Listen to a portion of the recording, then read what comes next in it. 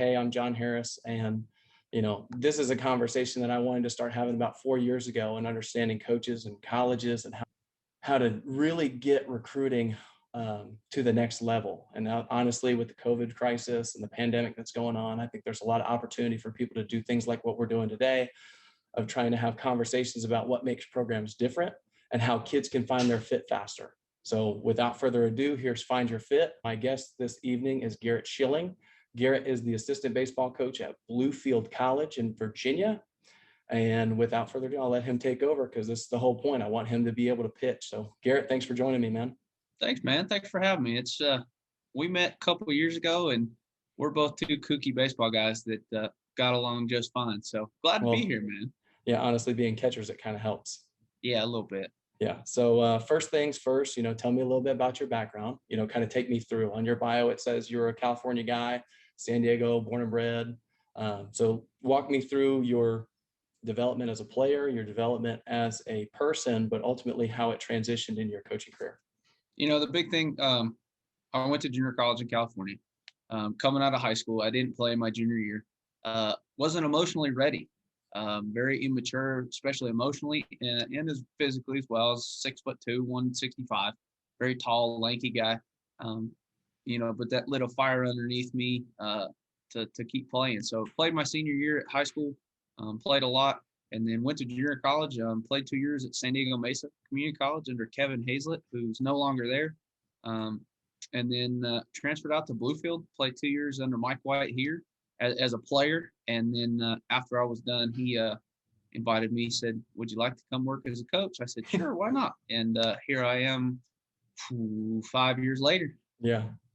And so in kind of that development as a high schooler to junior college player, because you're going to be able to reach out to a lot of guys, because I know we all went after junior college players in the conference.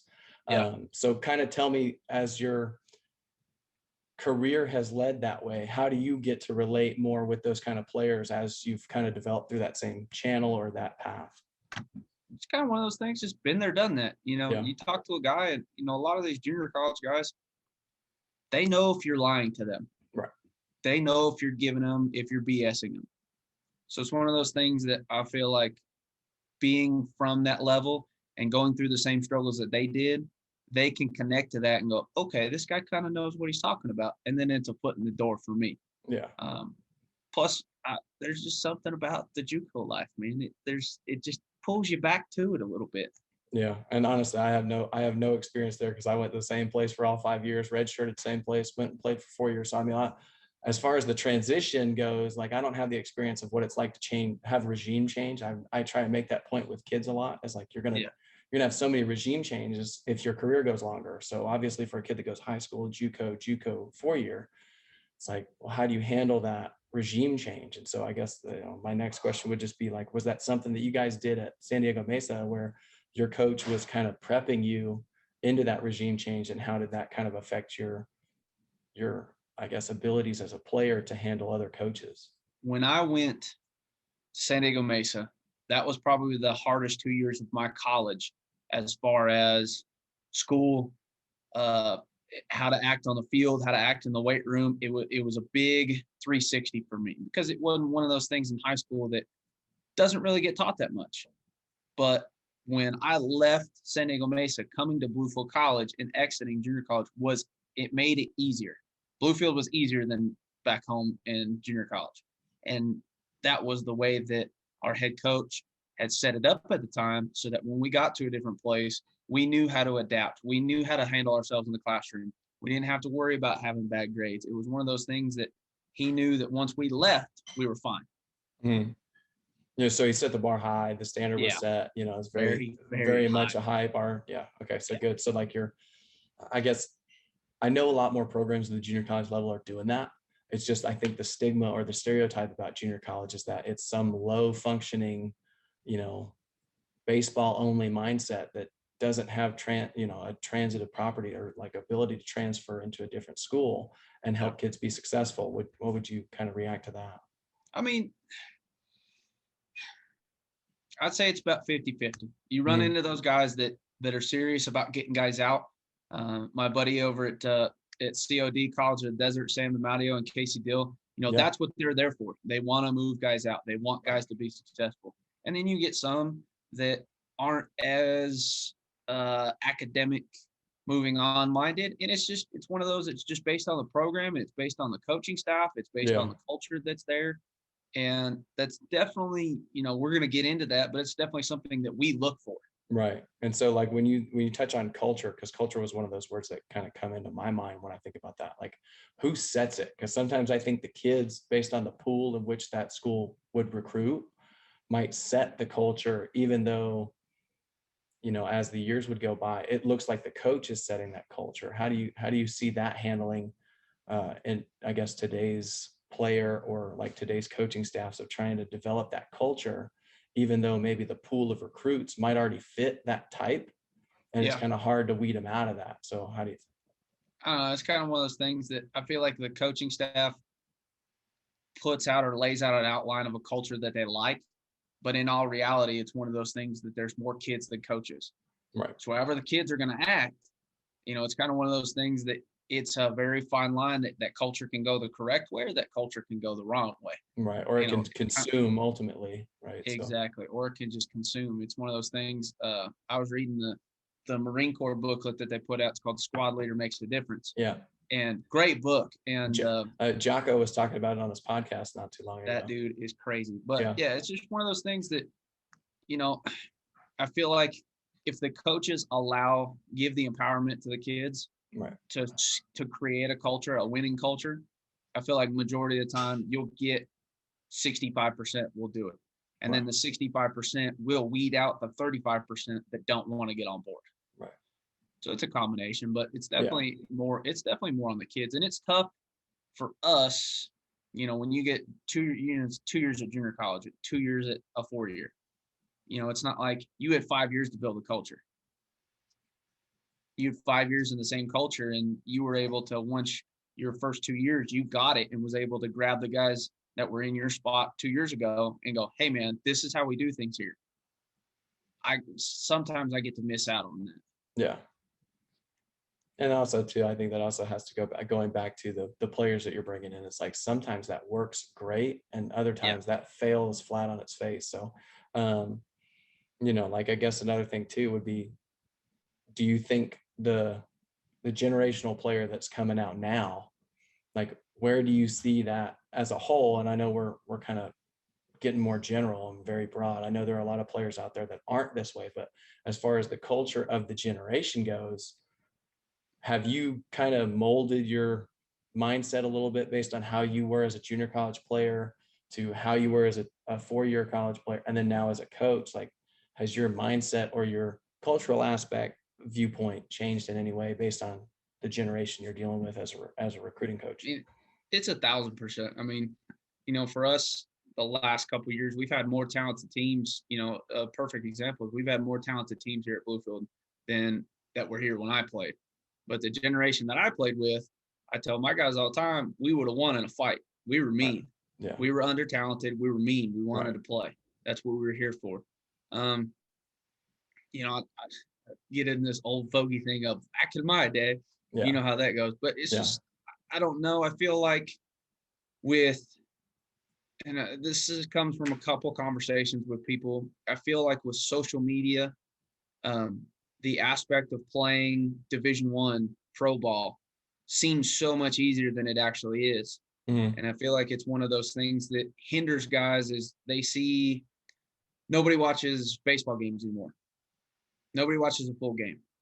They catch Sports Center in the morning. They catch the highlights. Yeah, highlights on YouTube, the little snippets on Twitter and TikTok and all that. Yeah, it's getting shorter and shorter. And I feel like it's one of those things. Travel ball has done a great job in that more players are playing. They're all over the place. Mm-hmm. They're easy accessible. But I think it's also, there's always cons with pros in that I think the fundamentals aren't being taught anymore. Yeah. Not as much. Now, that's a very general term. There may be guys out there that are teaching it. And if there are, I'd love to find out who they are and love to chat with them. Yeah.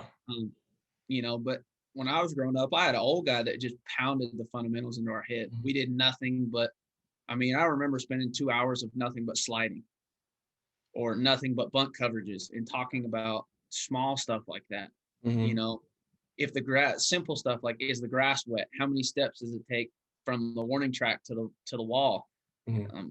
Little stuff like that, Yeah, man. or But even I pitch feel and like catch, man. pitch and catch, just Yeah. I feel like, how do you call a game? How do you read a hitter in the box? Where is he out in the box? What's his swing look like? How am I going to call this pitching? We call it here, we call it being a step ahead.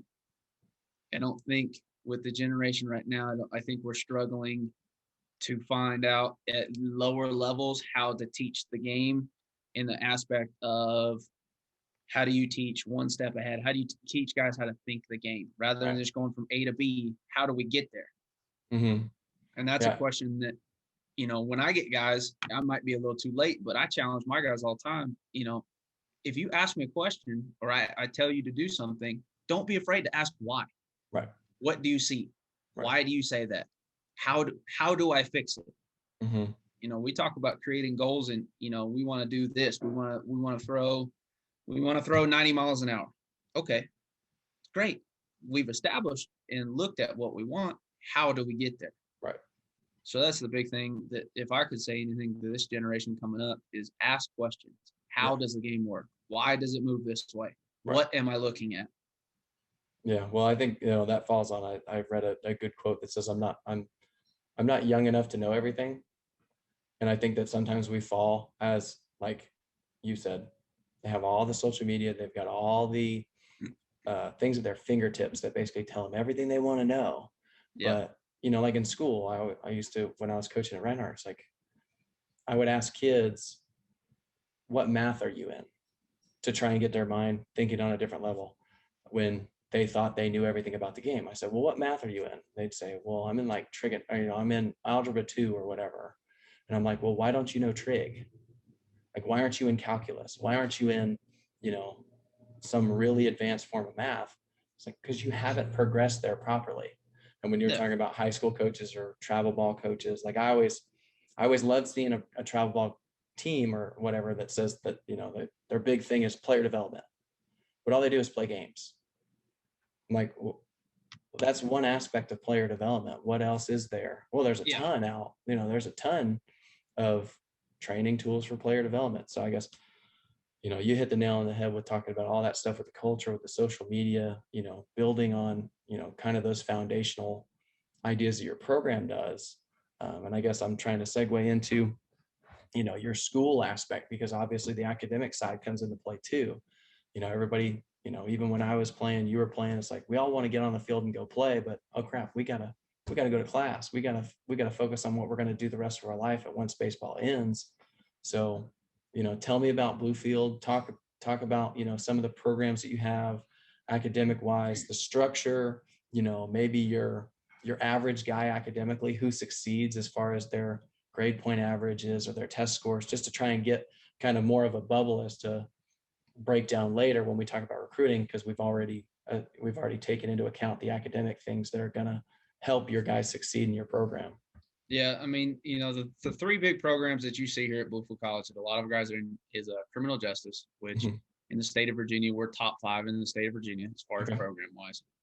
You'll see sports management, which I've actually had a lot of teammates go through, get their degree in. One's AA clubby for the Oakland Athletics. Another one is working. Coach White's had a couple guys here. Stevie Baker, who is a area scout for the Padres. He's also had another one who's an area scout for the Red Sox, Lee Bryant. We've had some guys do some exercise science stuff. One of my old teammates is actually a strength and conditioning coach in Toronto's organization. Okay. So those are the real big ones. The big thing for us this year, we actually just made a partnership with VCOM, which is the Virginia College of Osteopathic Medicine. Oh, wow. It's the second largest medical school in the country. He's got one in Auburn, and then he's got one in Blacksburg. We just partnered up. There's a pharmacy school about 45 minutes down the road from us, and then us. Basically, so we're getting ready to make that turn into a health sciences college. Oh, wow. Yeah. So a good old boy from the Appalachian Mountains. If I say that wrong, they'll run me out of town. From the Appalachian Mountains. Yeah. A guy named by the name of John Rokovich. Okay. he wanted to make medical school more accessible to the people of this area. Okay. And they laughed at him. And he said, "Okay, I'll show you." And he showed them. Yeah. Yeah, it's rather large, and it's something we're excited about Well, that's because for good. us, it's going to bring a different style of student. Okay. And then with that style of student, like this, is the university able to support that? I mean, like, because sometimes you get schools that have lower, academic requirements than others. Then you try and bring in this new program and it kind of changes the culture as far as academically goes. But like, as far as your school goes, I mean, it sounds like you guys are pretty average, above average as far as school goes, so that you can bring in something like that and still be very successful in your area. Yeah. Honestly, with us, if it's very rarely we look at a guy that has below a 2.5. Okay. For us, we want to bring guys in and we want to make sure that they do well academically. There's things that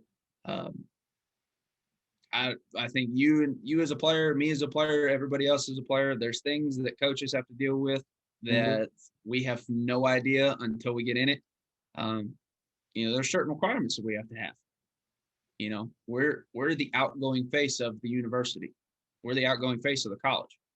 So, are we bringing in that certain type of academic student as well as personality wise? Mm-hmm. Yeah. And so you touched on the academic programs, geographical location, like, so, give people an understanding of, I know you're in Virginia, but like, where exactly geographical to the state, I guess, Okay, would so you say you guys are at? we're in the very southwest corner. We border right there on West Virginia. Actually, it's funny. My wife and I just bought a house in West Virginia. Okay. But I still work. It's a 5-minute drive, about 45 minutes from Blacksburg, where Virginia Tech's at. About an hour and a half east of Bristol, and then about 3 hours west of Charlotte, North Carolina. Okay. And so obviously, like, with those areas around, like, you've got things for people to do. I know one of the things with small schools or small college baseball, everybody always asks, like, well, what is there to do? So as far as the geographical locations, like, what do you got? You got, some big cities around you, or you got some opportunities for guys to go have a good time. Not too good, but, a good time out and about.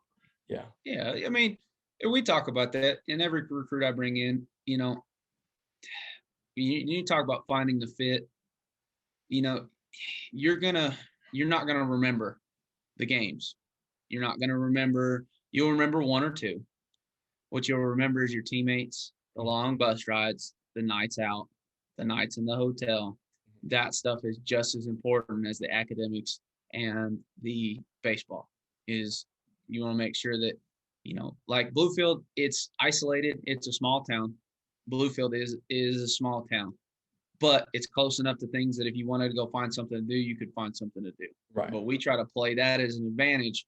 Me coming from San Diego, California, I was working 20, 30 hours a week and trying to play ball and trying to go to school. When I came out here, there was no distractions. Right. I could go spend the extra time in the weight room. I could spend the extra time in the classroom. I could spend the extra time at the field doing my work and still had plenty of time for social time. Right. So to me, it was a blessing in disguise because it was quieter.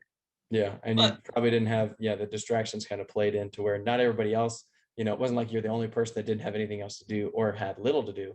You're kind of in the same boat with all your teammates and then all your student, your colleagues in school. So we still had our fun. Don't you worry about that. We still had plenty of fun. Yeah. I think everybody, it's funny. It's like, you talk about small town baseball and going places like, like where I played, Boiling Springs, North Carolina. It's like, it's a 1-horse town, but for the people who want to find some stuff to do, they'll find it. I mean, it's not hard for people to go out and find something and then realize that they like, you want to see imagination. Right. Yeah. Put somebody in a confined space and see where they go after it's, 11:30 at night and come back with a story the next morning. Oh yeah. Yeah. Now touch on facilities. I know you guys are playing in a minor league location. You guys are playing with the Bluefield. Blue Jays are playing. Are they still there? How does that work? And, kind of go through transition period once you guys finish your season. Okay. So they're not here anymore, but MLB and USA Baseball actually just picked it up. The Appalachian League, Johnson City, all the teams that were in the original old Appy League are now a part of a league powered by USA Baseball, sponsored by MLB Baseball. Oh, cool. Basically, it's set up similar to Coastal Plains, Cape Cod, freshman, sophomore, invite only. Basically, it's guys that aren't draft eligible but have started to surface on draft boards. All 32 teams are scouting it. So it's kind of a nice transition for us. But yeah, we have full access to their clubhouse, indoor hitting facility, 2 full tunnels, 2 full cages, big turf area. And then, yeah, we get to play and practice on that pretty field every single day. Yeah, and it is a nice field. I mean, honestly, it's what Bowen Field. Bowen Field, Charlie A. Peters Park. Touch on about the school is, scholarship opportunity, academic wise, what can people be eligible for straight out of the gate? What do people usually do as far as your players go? And then touch on that a little bit on the baseball side to kind of pull your packages together. We have a unique opportunity here. What's nice is we are a private institution, so there's no in-state, out-of-state. Everybody pays the same price. Typically we stack our academic and athletic, so just bigger package for you. There's not a player on our roster that is not receiving some sort of athletic aid. Mm-hmm. Everybody on the roster is receiving some sort of athletic aid. The big thing I can tell you is academic money is free money. If you just put in the work, it's easy money for you. It just makes your package that much better. Don't really deviate for us. If I like a kid, all right, we're going to give him this amount. But, if he's only a $6,000 academic kid, then this is all I can do. Right. What sometimes they don't understand is we've got to stretch this budget to a certain, roster size. Okay. And then tuition for you guys is where's 27,000. Okay. And being a private institution, everybody's paying that. So usually what do you guys get it down to, like right out the gate, like with your minimum qualifiers? Like, you said you were touching on, you don't really pull in anybody that's not a 2.5 or higher. Yeah. So with that, what are they getting if they're the minimum qualification for 2.5? I actually have it written on my board. Hang on. 2.5. I mean, if you're a 2.5, you're getting $3,000. Okay, and then it so goes out of the gate, you're going down 24, and then you're just cutting from there. 24, and parents freak out when they hear the big numbers, and kids freak out when they hear the big numbers. But when you start factoring in athletic money, academic money, FAFSA, maybe some outside scholarships and grants. One for us is Virginia kids. They get VTAG, which is $4,000 a year, just free money just for being a Virginia resident. Yep. And there's a bunch. I tell guys right now, there's a bunch of free scholarships out there. All you got to do is you might have to write a paper. Right. I mean, I don't know about you. I don't know how many papers I wrote that are worth $4,000 or $5,000 a year. Yeah. So, well, we even had one that we joked about in Gardner Webb, and I guess it was kind of funny. It was like, especially if you have like a faith-based university, it's like you can get a church to write you a recommendation letter, and all of a sudden that's a couple $1,000s here and there every semester, and all you had to do was go ask the church that you went to give you a recommendation. Not a hard thing to do. I think most kids just see face value of something without kind of diving into what are the opportunities really, and how do we break it down to where I'm not stuck with that final dollar amount once I'm done with my degree, or if I'm trying to do something afterwards. That was nice. What was about the junior college route for me is it was pretty much with a few scholarships, it was free. Yeah. And that's an option, but we try to make it very, very affordable. We get that. We understand college is expensive. We get that. That's why we always tell guys it needs to fit you in 4 ways. It needs to fit you academically, it needs to fit you athletically, it needs to fit you socially, and then the big one is it needs to fit you financially. Right. If you're paying a boatload of money, I've had guys that go, Coach, I really appreciate it. I don't like the small school setting. I want to go to a bigger university. Money's not a thing to me. Okay, that's fine. I'm glad that money's not an issue to you, because it's an issue to me. And right. I'm out of college, and I'm supposed to be paying these bills. You got a baby that just showed up. My right. wife's pressuring me for one. So it's one of those things, man, that I get it. College is expensive. Right. But with everything going on, that's why I always tell parents, wait till you get the full financial package before you start freaking out. Yeah, because I think Because that's the other thing too. I think parents on the side of the recruiting process is, I think coaches on both levels, either the high school travel level that's over here or the college level, it's like the only time we ever want the parent's opinion is like when it comes down to the price tag. So as far as getting their involvement in that, I always thought it was funny, both as a player and a coach. It's like I, as a player, had no clue. And then Yeah. when I got out, I was like, bam, like, oh, I should have paid more attention to this. As a coach, I tried to get a little bit more, hey, this is what we're trying to do. This is how it's going to look. This is how it's going to work. But yes, here are your foundations of it so you can understand it a little bit better so that you're not hit in the face with it 4 years down the road. And it sounds like you're doing the exact same thing. And you're trying to, keep everybody aware of what that looks like. So yeah, at the end of the process, you're not sitting there going, oh my gosh, that's what we have to pay. They said that we're on 75% or whatever, but it's still a big number. And so you have to factor in all those, those little elements that will add up over time. And especially to make sure that nobody gets deterred from a great opportunity. Because obviously you don't want to deter a kid from having a great opportunity at Bluefield at the same way that I did at the places that I was coaching. Yeah. It's just one of those things, I'm very old school in the fact that I want to make sure that nobody thinks Bluefield College is trying to bamboozle people. Right. I don't want people to try to think we're tricking them into coming here. Mm-hmm. I want to be as transparent as possible. That Right. way, when you get into it and it turns out to be the wrong decision, it's not something that we tricked you into. Right. That's You just want to not make sure. Yeah. Yeah. You want to make sure that their fit is right. And you're honestly just trying to give them the most information as possible. I So don't that, I go don't ahead. want kids. I don't want kids. I might have a roster. I don't want kids that show up for a year and leave. Right. I don't want that. I want kids to show up for 4 years, graduate and go. Right. That's the fun to me as a coach is I enjoy watching players walk across the stage, come back a year or two later, go, coach, I got a job. I'm getting married. Thank you for everything. You helped me in baseball, but you helped me in life. And that's more fun to me than anything else. Yeah. And I think, like I said, in the recruiting process as a player, we don't look at that as a player. Like, I don't know about you, but personally for me, like I was so gung ho about the opportunities and trying to play to where it took me the 5 years at Gardner-Webb to really appreciate my head coach, Rusty Stratt, for all that he did. And it was, it's like, man, like I look back and I'm like, I was an idiot at 18.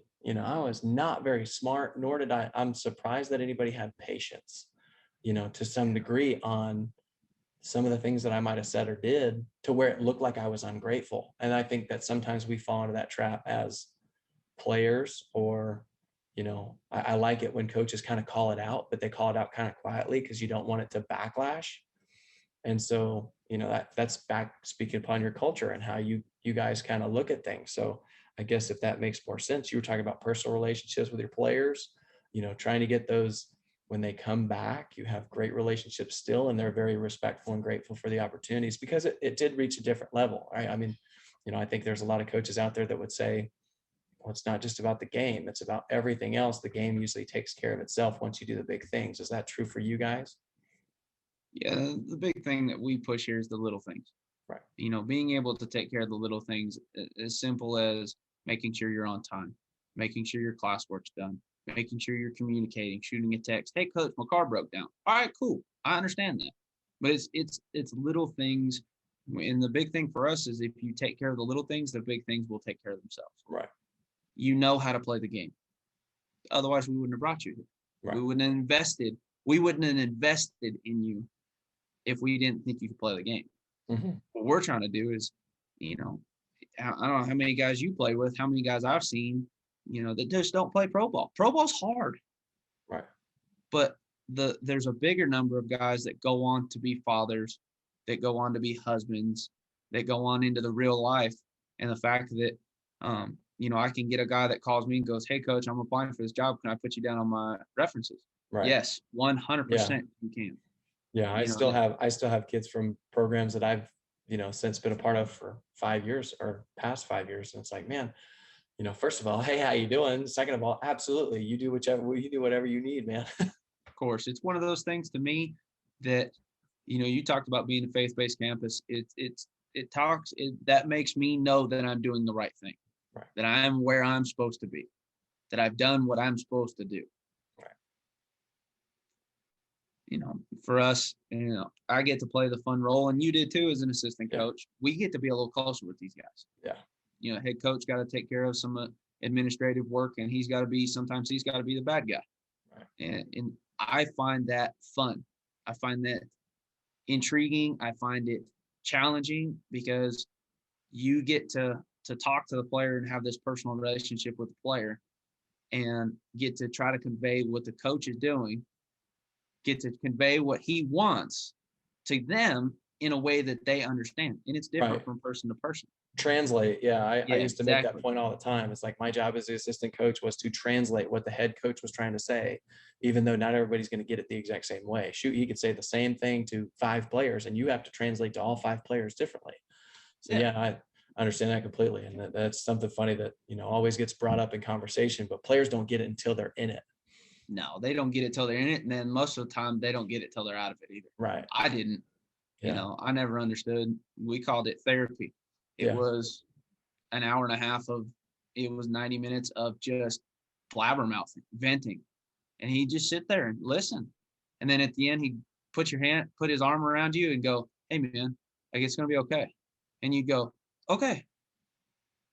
Yeah. And then that is way more fun to me. Yeah. The game's fun, but like Tony Gwynn used to say, the hard part about coaching is figuring out who needs the carrot and who needs the stick. Yeah. Who needs nurturing and who needs a little kick in the butt to get going. Right. Well, I think we're not coaching the game. We're managing personalities. Right. Which is no different than how we were as catchers. I mean, realistically, all your pitchers, when you go out to the mound, it's like, you're not going to light a fire under the guy that gets scared easily. You're going to be like, "Hey, that's funny. You're that's okay, funny. Man. It's okay. It's okay." Yeah. That's funny you say that, because Rubik called me. He's our 8th inning guy. He called me the other day. We were talking about it. He goes, "I used to hate when you came out to the mound." I was like, "Why?" He goes, "Because you'd hold the ball and you'd block." And I was like, "What?" He goes, "I felt naked without it." And he goes, "All I could think about, I never listened to a word you said, was give me the ball." Yeah, give me the ball. And I said, "I know, I did it on purpose." Yeah. I said, "Because it made you mad." And I said, "You blow smoke through the next guy and we'd win. We'd be done." Yeah. Little things for sure right there. Little things. All right. So breaking down recruiting now. So we go a little bit more in detail. For all the guys that might watch this, players or parents, and even high school or travel ball coaches, like to help understand even further, because I know everybody's preaching it, but until they actually hear the coach talking about it, it's like the player doesn't want to listen, which is another translation that we've always touched on of saying, hey, we get what you want to do. How do we get there? And is it the right fit? Is what he's talking about going to resonate with you on a level where you're finally able to listen to it, so that you, the player, get the benefit of this? So for all those players out there, first tell me about, what are you looking for? Like a year-to-year basis, like maybe what's your recruiting class right now? And how does that break down in the 2021 class that you're looking at right now? It's kind of the old adage, everybody's looking for an arm, everybody's looking for a shortstop, and everybody's looking for a catcher.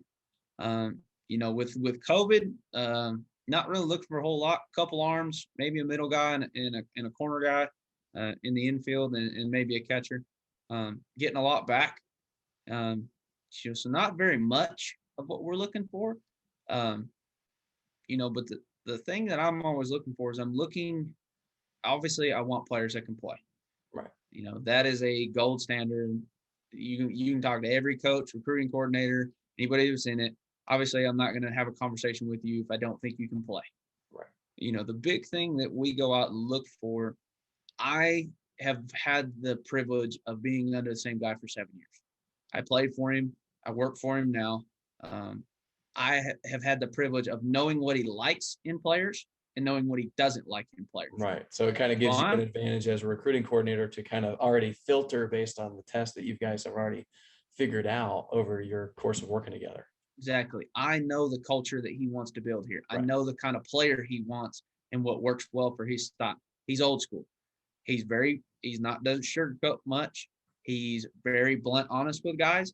He expects a ton out of guys, but that's because he sees flashes in players that he knows what they can truly be. sometimes they just don't see it themselves. Right. And I think that's kind of our goal as coaches, is like we see this canvas of, great potential, and yet the canvas doesn't want to be painted on sometimes. Yeah, exactly. And then as soon as it happens, you're just like, oh my gosh, like Bob Ross the sucker, like we're finally ready. And the Yeah. canvas is finally ready to get painted on. And it's like, oh, we've been waiting with the paintbrush and paint all, we're so ready for this. We have been waiting 3.5 years. What are we doing? Right. Yeah, exactly. What's taking you so long? Yeah. And that's really what I'm looking for is, obviously I want guys that can play, but I want guys that I know that are going to come into our family, because we hold this very, very sacred. Right. To me, it's very sacred. I spend more time here than I do with my wife sometimes. Right. And I don't want guys, I would take a lesser talented guy that wasn't a turd bucket, because I want to be around that guy. I want to spend time with him. When things aren't going his way, I want to spend the extra hours with him so that things are going his way. Or even when the team's not going the way you want to. And like, now you don't have a bunch of kids just moping around a corner. Exactly. I want guys, for us, I want the blue collar work ethic. I want you to just play hard, and I want you to treat the game the right way. Right. We don't have very many team rules here. For us, it's don't do anything, put yourself, the ball club, or your family in a bad light. Right. All I ask my guys is just give me everything you got. If you're giving me everything you got, I'll give you everything I've got. Yeah. And that's it. And that's the kind of guy I want. I want the guy that goes 0 for 4, still has a smile on his face, but when the game comes down to it, he's not moping around. He dives, makes the hole in the backhand play to save the game. Yeah. He's locked dead on defense going, man, I can't do nothing on offense today, but I tell you what, nothing's going defensively, nothing's going to get past me. For the thing that I can control, I'm going to do the best that I can at it. Exactly. I think that's, when we talked about Jocko a little bit earlier, it's like when he's talking about those military mindsets, it's like, well, you could hate each other off the battlefield, but like, as long as I know you got my back and I've got yours, like there's nothing that's getting by us. And I think that camaraderie, that culture builds that trust, which is, ultimately the thing that makes championship teams and not championship teams. I think that, I played on a team in 2011 where we pushed Coastal Carolina for the conference championship for the Big South.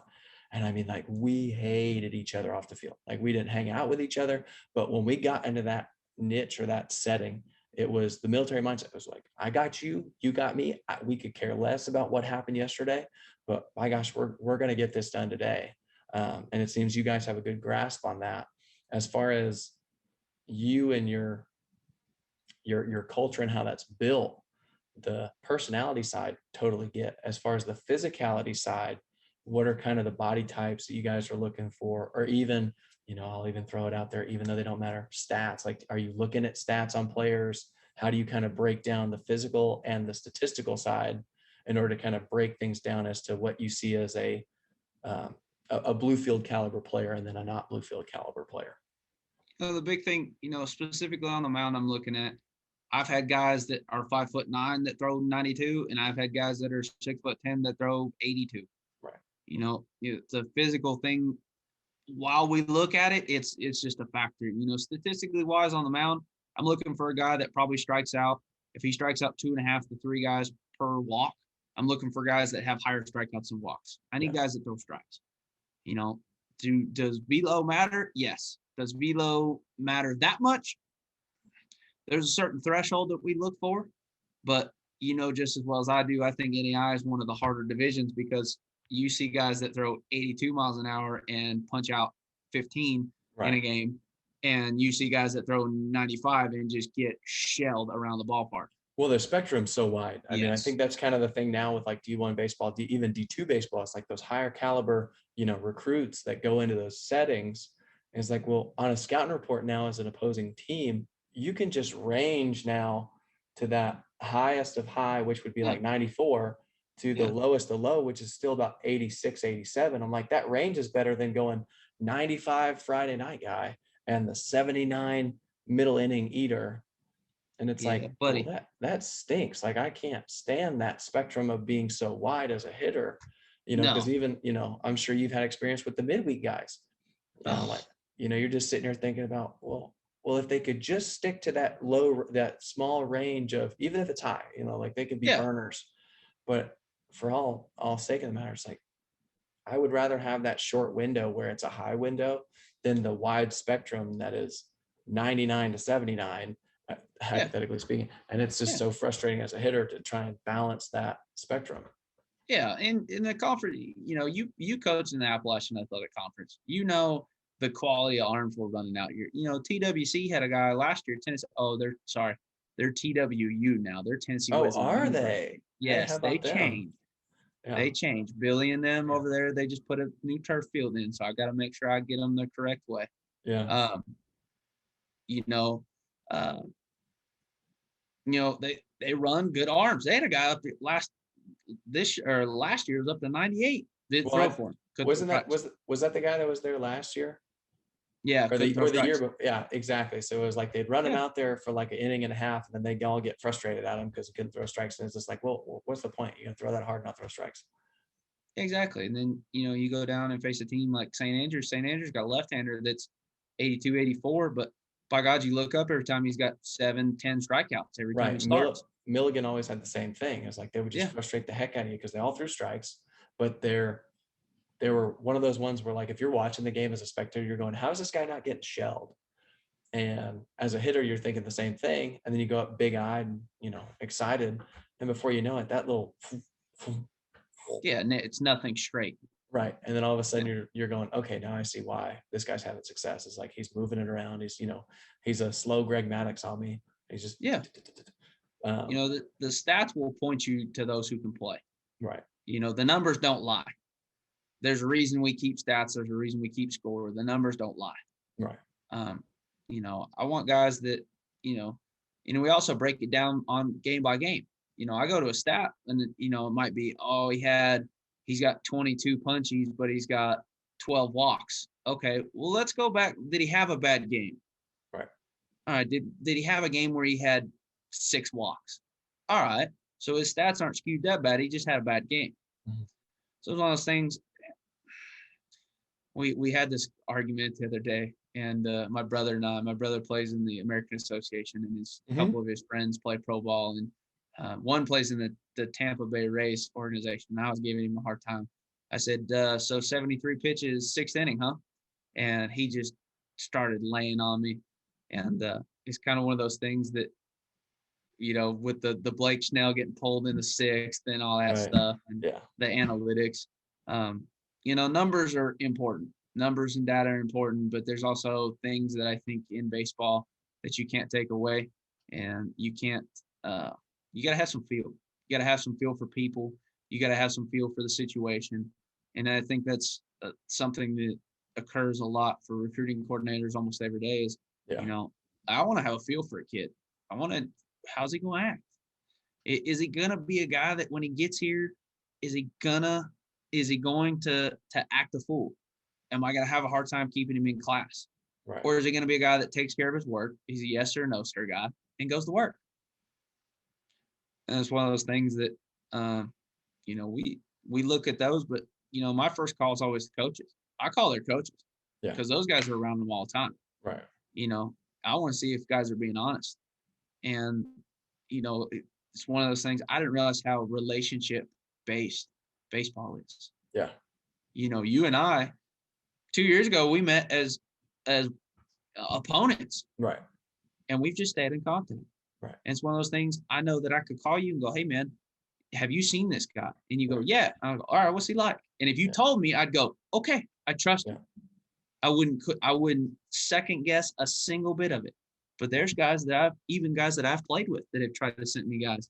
And I'm going, I just don't see it, man. And it's one of those things that, you talk about the right fit.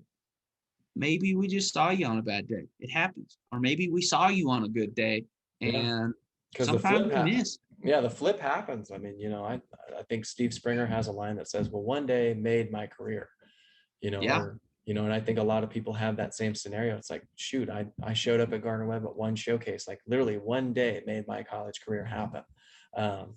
So, I understand completely. We can catch guys on bad days. We can catch guys on great days. And then that first impression or at least somewhat of a first impression, because you're watching them the whole way. Like if somebody gets your attention in the game, you're going to start isolating on that guy when he starts going off, what he's doing in the dugout, how he's interacting with teammates, how he's interacting with his coaches. And then before you know it, like he might do something that tweaks, even though his on the field stuff is great. It's like you just saw him have an interaction in the dugout that was just like, what was that? So Yeah. not everything being so. I guess you had a great day at the plate, but you're kind of a butt in the dugout, like or you said, what'd you say, turd nugget or Turd bucket. Turd bucket. That's what it is. The old turd bucket. Yeah, so understanding that aspect of it really comes into play too, because once you get the attention of a coach, or once you get the attention of the recruiting coordinator like you, it's like, well, game on. Now you've got my attention, but some kids forget, I don't want that attention right now because I don't want you to see who I really am.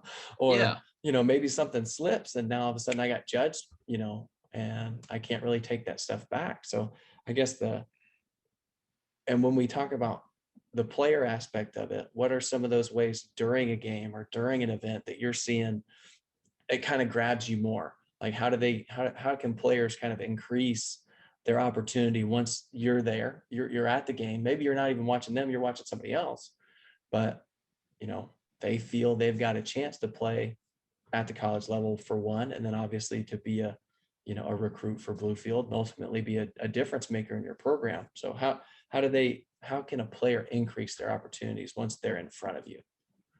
My big thing is body language. I watch, I typically sit, unless I'm picking up radar, I typically sit far away from everybody because I like to see how everything's going. I like to be quiet by myself. The big thing I'm watching with everybody is I'm watching body language.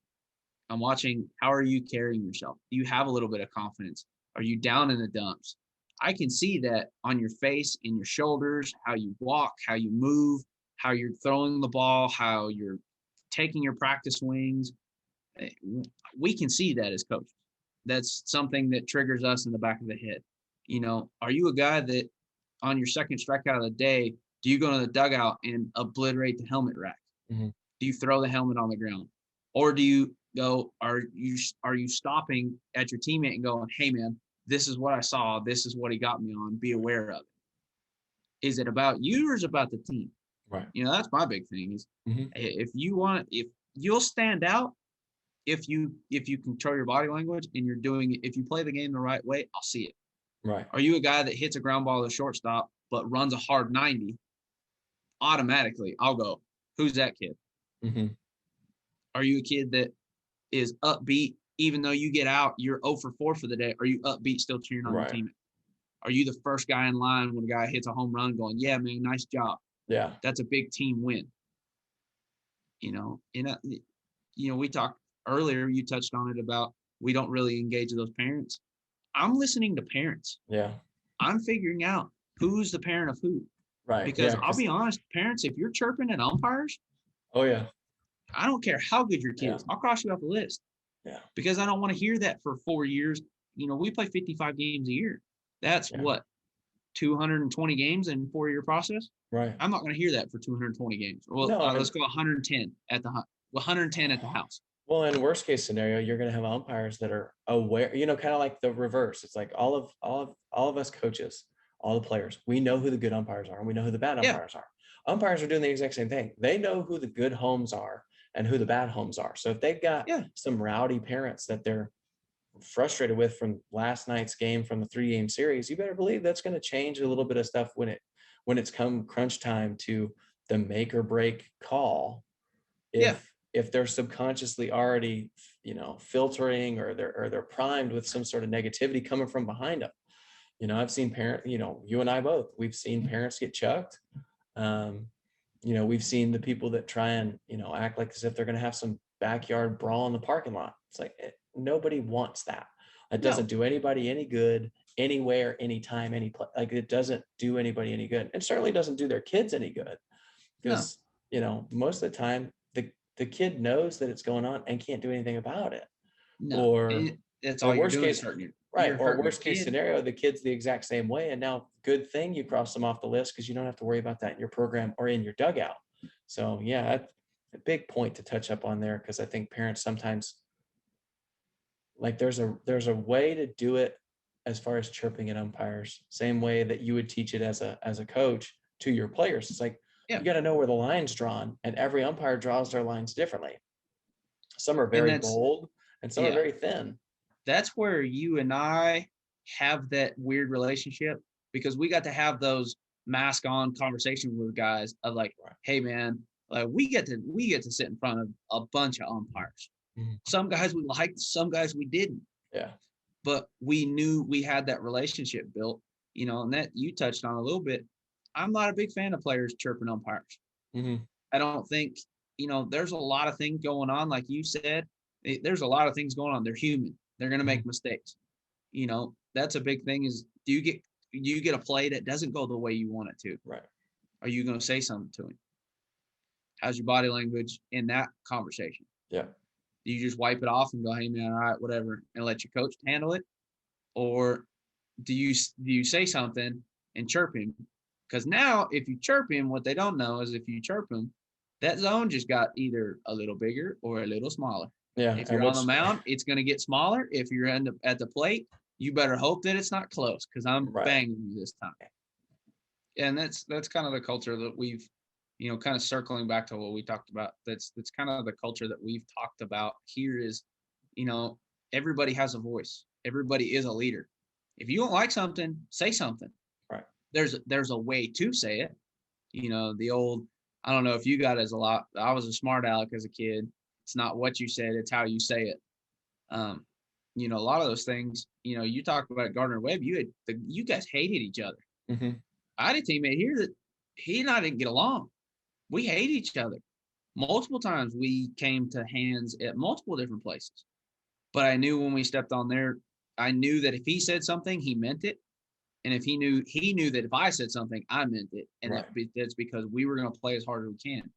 So it's one of those things that those are small things that we look at, because those are things that we can't teach. Right. And that kind of builds into the intangibles that you're looking for too, even though you may not like say that you're looking for it, or like, exactly how to describe it. It's like, there's an unconscious thing that goes on when you look at a ball player that you understand, hey, that's, and maybe the other thing too, is it kind of reaches into, he's kind of like me, or he's kind of like coach. Like he has a little bit of a connection already based on, these nonverbal cues that you're getting the vibe, like as if he's kind of going through the same things you did as a player. So I think those are obvious to me now. They were not obvious to me as an 18 or a 20-year-old kid. And you're sitting back looking at it like, well, I probably could have done that better. Or, maybe I could have had a better interaction here that would have caused me less pain over the long run. Without a doubt. And they might know what I'm talking about. The parents, we got a Rolodex of players in our head. Right. I'm trying to compare you to players that I've played with, that I've seen, that I know. I'm trying to compare you to those guys. Right. And kids that just came out of your program last year, like you're constantly doing that swing. Yeah. Yeah. Are you better than what I have now? And the players that I have in my program now, I may look at a guy, I may not be looking for an outfielder, but all of a sudden I see a guy hit and I'm like, ooh, is he better than what we got now? Yeah. Okay. Right. It's kind of, is he more talented? Maybe. Is he a better kid? Yeah. It's kind of one of those things that we're always comparing you to people. Right. The first question my head coach asked, who's he like? Compare him to somebody. Right. All right. He's a better so-and-so. He's not as fast, but he's better here, or he's better there. He lacks this. It's kind of one of those things. We're always comparing guys. Right. Yeah. And I think honestly too, you kind of have the Jeter mindset too. It's like the Yankees would always compare. I'm sure they compare everybody to Jeter personality wise and player wise. And it's like everywhere we've always had the Jeter set. So, at Reinhardt, it was Danny Rodriguez. It's like our shortstop for 4 years when the last year I was there. It's like, you're always comparing to that guy because you wanted everything that was about him off the field and on the field, even though it didn't translate to different position. It was like, well, dude, why wouldn't you want that guy? The same thing would go, I think at Gardner Webb, we had a guy named Aaron Miller who was our shortstop for 2 years. And it's like, man, who wouldn't want that kind of guy?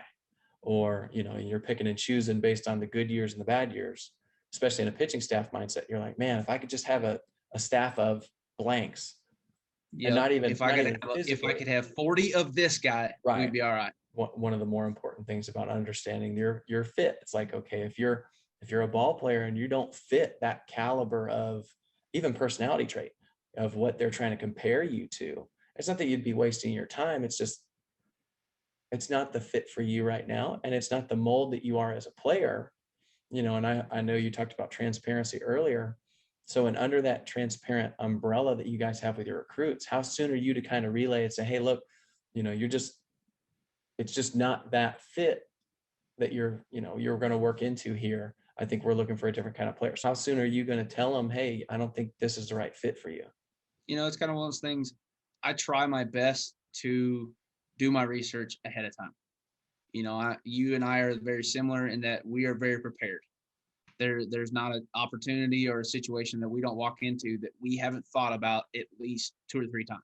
Right. So it's kind of one of those things that as a recruiting coordinator for me, I more lean on the research part of it. Those are tough conversations to have, but it's one of those things that I try not to waste any time with it because I don't want to waste your time and I don't want to waste my time. Yeah. The college recruiting process is quick. It's fast. I've got certain guys to talk to. I'm not going to waste my time talking to a guy that doesn't fit. And I don't think that players, if it doesn't fit you, don't be afraid to call coach and, hey, coach, I really appreciate everything that you've done, but if it's just not my fit, okay, great. Yeah. I totally understand. Right. Because it's one of those things. I hope I don't play against you. Mm-hmm. If we do, I'm going to try to beat you. And then afterwards, I'll hug your neck, ask how everything's going. How's mom and dad? How's everything going? But what they don't realize is I have more respect for a guy that does that. If you, John Harris, were like wanting to come, didn't want to come here, it's like, hey, coach, I appreciate it. I'm going to Gardner-Webb. Okay. Well, what guys don't know is, I may know people that coach in the Appy League. Okay. So if they go, hey, man, you know this guy? I'm like, yep. Super respectful kid, play hard for you, have nothing but good things to say. Right. But if you ghost me or just quit talking to me, and that's fine. You've burned that bridge. Yeah, or even like we've all coached in those leagues. So when it comes to your GM making a phone call and saying, hey, we got that guy that I think you recruited not too long ago, what do you got to say? You're really quick to kind of give an answer if that reaction, as they say, hey, no thanks, or thanks but no thanks, you're really quick to kind of snap to it and say, well, no, I don't want him on this roster because there was just something about it when I was recruiting, it didn't feel right, and I'm not sure it's going to be the right fit here either. So so players, be aware, like we all talk, everybody talks to each other, parents, we're all friends, right there. And honestly too, because what's going to happen in a couple of years if, say, you get an opportunity to go somewhere else? It's like, well, no, if you alienate every coach that's ever in your league, you'll never have a job opportunity somewhere else. So we're all friends. That's why they have an ABCA convention. Right, we're all friends. I get to see all of my coaching friends from all over the country. Right. Yeah. We all get to chat it up, talk it up. Who cares about those talks that everybody's on the stage, chatting about? We'll make a couple of notes, but I'll see you in the lobby. That's fun for us. And it's so relationship built. Right. And, in baseball, your word is golden. And mm-hmm. if you put good words out there, people will listen to you. They'll take your word for what it's worth. Right. But, it's one of those things. If I'm asked a question, I'm not going to lie. I'm not going to lie to pump you up. I'm not going to lie to bring you down. I'm going to tell you straight up, okay, yeah, he can hit, but he's a turd bucket. Right. He's a bad teammate. He doesn't do this. He doesn't hustle. Right. He can play, but this is what he is. You got the red flags all built up. They're really quick to see, and you can relay those very quickly to your friends and your coaching colleagues and kind of deter them away from a bad decision too. And it's kind of a selfish thing. It's kind of a selfish mentality in that I want my friends to trust me. Right. But trust in baseball is huge. Well, and honestly, as we're seeing now, it's like trust in general. I mean, shoot, when they get outside and they're on social media, whatever, it's like, there's a lot of distrust out there, and you're trying to figure out, well, who can I trust as a young kid? And this is another reason why I wanted to do these conversations, is because I want to build trust between players and coaches. Because that stigma that is, like swindling the player or trying to bribe them into coming here. It's like, nobody wants that, because in a year and a half, when you're unhappy, you're going to go somewhere else and hate it there more than likely too, because you still think that there's a lack of transparency and I'm lying to you about something. But realistically, it's just we didn't do our research if that's going on. Yeah. So big And thing that here. brings me to a great point is what I tell guys, and the big thing I tell guys at showcases, have a checklist. Right. Know what you want. Right. Talk to mom and dad. Nobody likes talking about money. I don't No. like talking about money. I'm 27. I don't like, soon to be 27. Yeah. March is next week. Huh. Holy wow. Years gone by fast. I'm 27. I hate talking about money. But have that tough conversation with mom. Okay, mom and dad. Okay, mom, what can we afford? Right. What is in your guys' price range? Right. Okay. All right. Do I want a small setting or do I want a big setting? Right. Do I want am I looking for a certain roster spot? Have you done your research on the roster? How many guys they have in your position? Yep. Have you talked to guys? Do you know anybody that went there? Have you talked Yep. to anybody about them before? What kind of Shoot, they've facility? got, they're more than likely connected with them on social media. It's like, how hard is it just to pick up the phone, go on Twitter and say, hey, I noticed you're on roster at whatever. It's like, what's it like to play there? How's that coach? Because he told me like this, that, the other. It's like, is that legit or not? Like, and I think that's a fair question for players to ask, or at That's least to try and 100%, yeah. connect on social media. Shoot, now you've got a relationship built as you step into a program with a potential teammate that otherwise you would have just been, if you say get a kid that you don't usually recruit, maybe it's a West Coast guy since you got a connection out there, but it might be the one West Coast guy you brought in. Yeah. But because that guy decided to pick up the phone and call a player, now he's got a roommate for next year. Now he's got a situation where he's a little bit more comfortable in a new environment, some crazy setting. It's like, well, I've picked up and moved, or, it could be a kid in the backwoods down, in Virginia that may not know a lot of your guys. Exactly. But it's a great way for kids to kind of connect and say, hey, look, is this the right fit? I know we say it all the time, but that's why I call it what I call it. It's like, is this the right fit? And it has nothing to do with, is it great to play at? Like, no, it has everything to do with all the other factors that come into this. And I think people put it on the back burner until they shut the door behind them in the dorm room and go, I don't know if this is the right place. You get that scare tactic. It's that first day in jail mentality. Right. Like your parents left it, orientation is over. You shut the door behind you and you go, oh my gosh, this is real.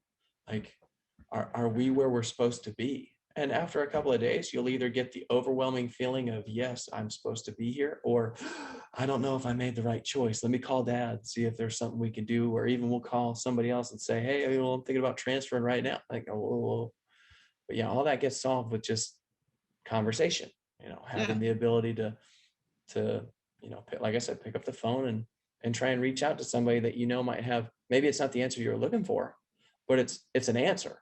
And before you might have just had something in your head that was non-solution based. And then when you finally got the answer, you're like, okay, I can deal with that.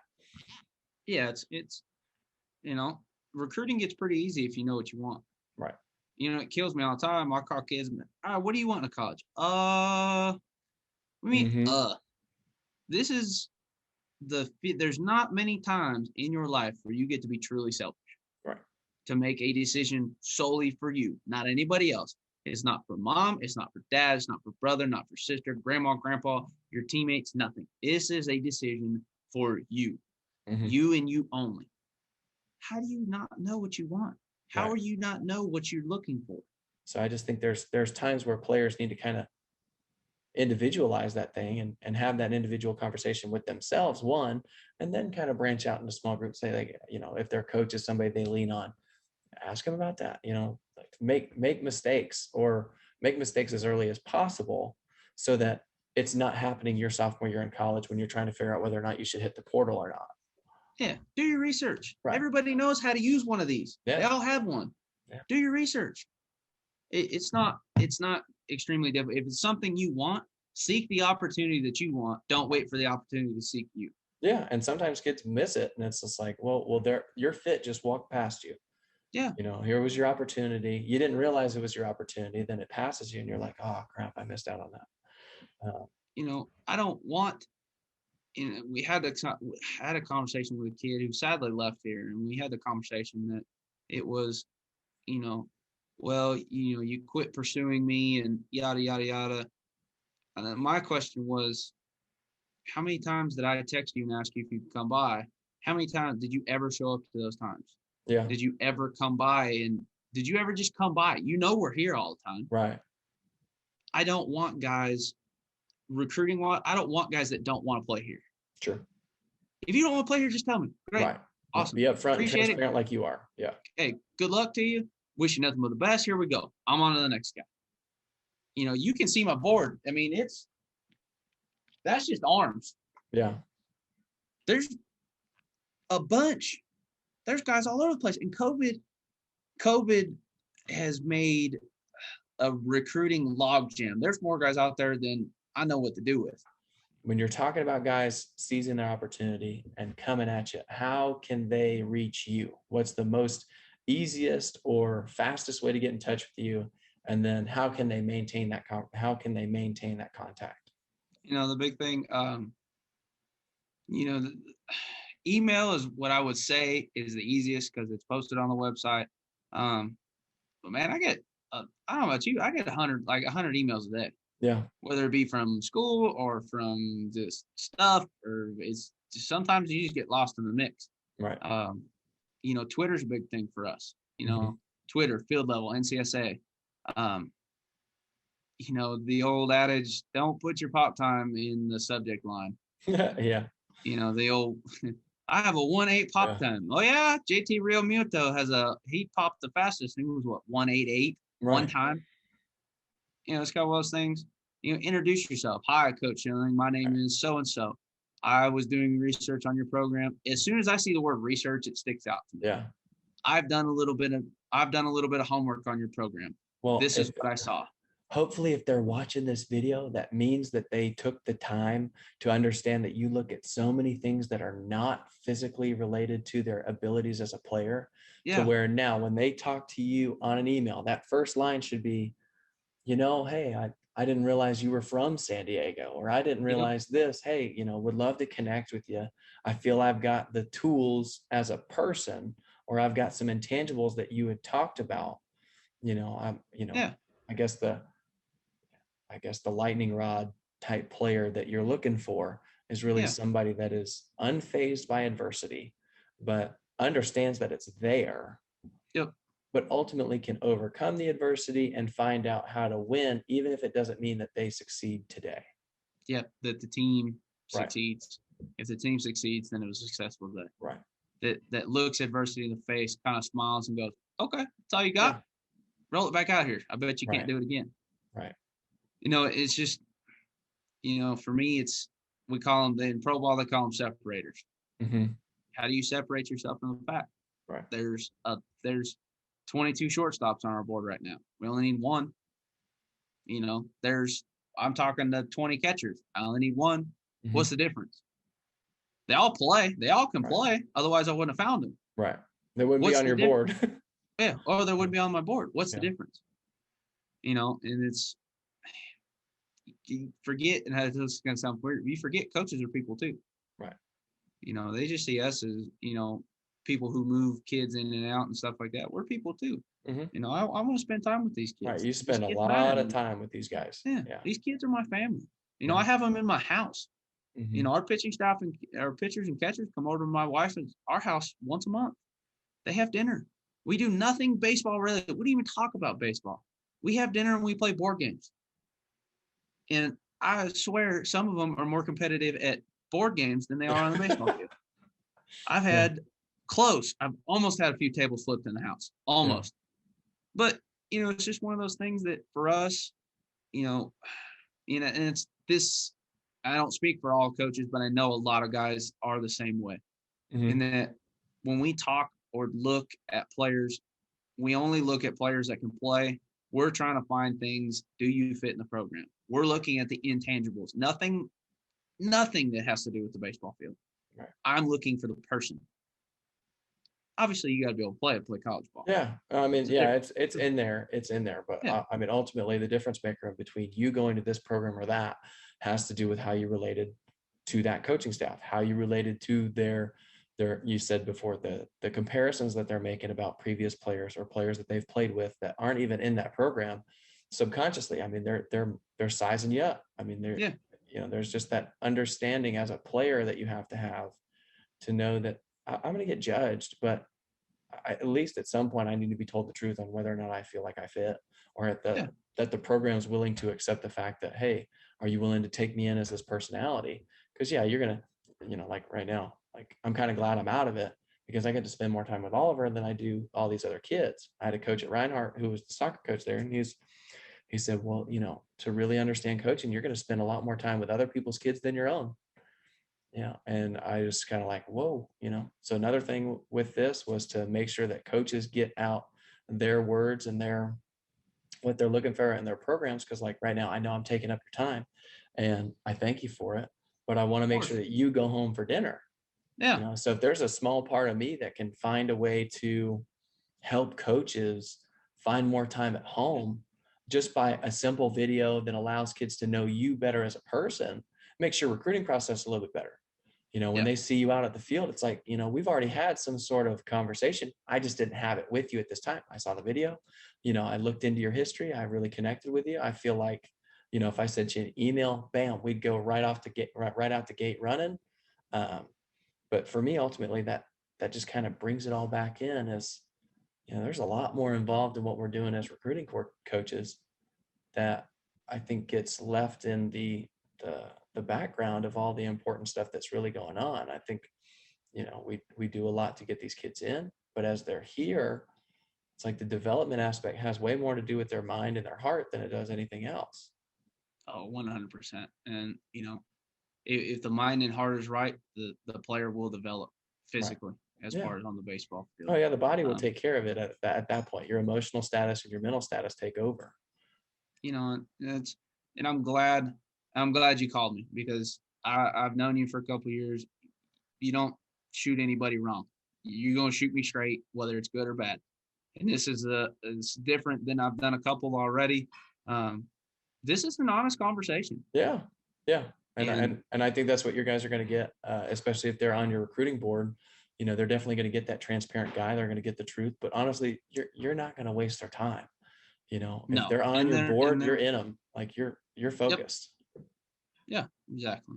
Yeah. And I feel honored to be episode number 1. Yeah. Hey, don't bring that up because I've got some friends that are really kind of mad at me for that. But it's not my fault. They're on the West Coast and they didn't answer fast enough. Hey, that's fine. Yeah. But I've enjoyed it because it's a completely different conversation that hopefully that if they're recruits or guys that are watching this video, I hope they understand that coaches aren't fake. You'll run into some that are, but majority of us aren't fake. No. This is what we're looking for. Right. Yeah.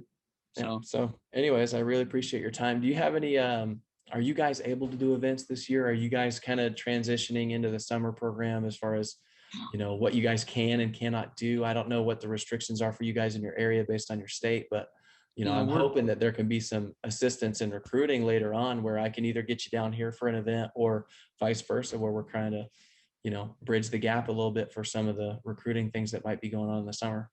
We're trying to get some guys up here. It's tough. It's definitely easier for us to travel. I tend to travel a lot for recruiting events, and we want to have some guys up here because obviously we want to show the facility off a little bit. But it's kind of touch and go right now. There'll be more developing closer to the summer. Is kind of we get a handle on this stuff. Definitely want to do some stuff this fall. Maybe this summer with the league coming in, it's kind of a touch and go. Just I want to see what their needs are. Right. Because you're going to be in some sort of a situation with a scheduling conflict. You might not have the facility when you want it. Yeah, exactly. So it's just kind of a couple of those things. We're just trying to figure them out, but definitely keep you updated on that one. Oh, I appreciate it. Yeah. And as always, anytime you want to pick up the phone and have a conversation about the wristband thing, you just let me know. Okay. Anytime, brother. Anytime, because I know you feel the exact same way I do about that one. It's just one of those things where you're just sitting there thinking, well, who thought of this? What? Yeah. how did that come about? But anyways, Garrett, once again, it's always a pleasure to talk, and I wish you guys the best of luck. You guys have a weekend or a midweek series coming up, or a weekend series coming up? Yeah, we play our crosstown Division II rival, Bluefield State. Okay, We play them at the house tomorrow at 3:00. nice. Yeah. And then are you live streaming everything? We are live streaming everything. I Okay. don't think we are tomorrow. Bluefield State will be live streaming tomorrow, but everything that's home. Rams Digital Network on YouTube is Okay. typically where everything's done. I got to give a shout out to our guy Bailey Angle. Does a Yeah. great job, man. He is a baseball guy. Worked with the Tigers organization, made it a Double-A with the Erie Seawolves, and you want to hear some good small college baseball, he does an excellent job. Well, as always, man, I appreciate your time and best of luck this week. And send me some merch, man. Send me a hat. That way, the next time we talk, I can just go head to toe. I got you, baby. I got you. I'll Yeah. get you hooked up. Well, I appreciate your time as always. Say hello to the wife. Hope everything's good with the family. And until next time, man, I'll see you later. All right, brother. I'll let you later. All right, man. See ya. See ya.